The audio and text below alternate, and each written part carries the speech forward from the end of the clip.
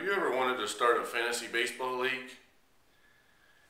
Well, it's easier than you think. Fantasy baseball is something that you can take baseball and draft players, and it becomes sort of your own little league.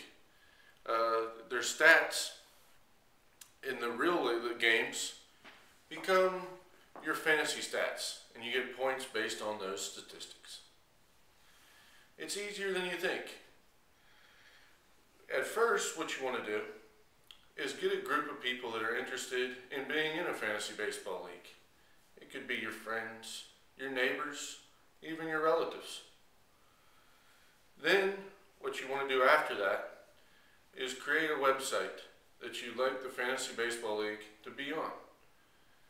There's Sportsline, ESPN, any number of websites have free leagues that you can sign up for, and it's very easy and very convenient. In the old days, you used to have to do these fantasy leagues manually. Type in the stats, get out your sports page, and it was really a pain in the neck. These websites nowadays really make it very easy for one to operate these leagues. After you gather your group members together, you'd like to find a place to have the draft, a venue. It could be a tavern, a pub, even at your own home. Then after that, you would like to set your season, your rules, payouts, even get a trophy. Many people get trophies. Baseball bat would be a great one. After you've gotten those things out of the way, you'd like to get a league commissioner. And it's relatively simple to be a league commissioner. You just are the one in charge of the draft and voting and stuff like that. This is very important, as you'd like to have one voice be the speaker for the whole group in times where there is disagreements. I think this is an integral part of the Fantasy Baseball League. You need to have the rosters set to where everybody knows what they're drafting before the draft. I think this is also very important. You could go one catcher, one first baseman, third baseman, shortstop, second base. You could have 4 outfielders, a DH or no DH. There's any number of ways to set it up. Then what you like to do when you get to the venue for your draft, you need to set up a draft board. Now usually the draft round is an even number of teams. It could be anywhere from 8 teams to 16 teams. 16 being a little bit harder because there's less players to draft from.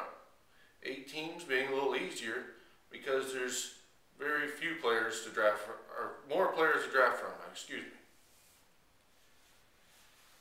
And then once you get the draft board set, you line up the lines, 12 teams down and 20 rounds across.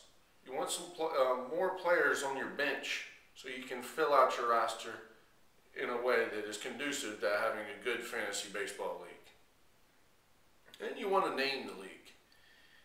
Your league name could be anything from a sentimental family name or anything that you would like. Those are all the materials you really need to start your fantasy baseball draft. Then I think what you need to do is, as the season progresses, there's a really good opportunity to keep people involved and interested in the Fantasy Baseball League, to have write-ups each week. And I think the commissioner could delegate this each week to league members, and it really makes it fun and enjoyable. These write-ups should contain summaries of the past week's games, previews of the next week's games, and also a little banter back and forth. To keep your own team in competitive situations, you need to follow this a couple days a week. To become a Fantasy Baseball League champion. You really need to follow it on there every day, probably. So, as we finish here, I hope with the information that I've given you, you can be a Fantasy Baseball League commissioner and create your own Fantasy Baseball League and have fun doing it. Thank you for taking the time to listen to my speech.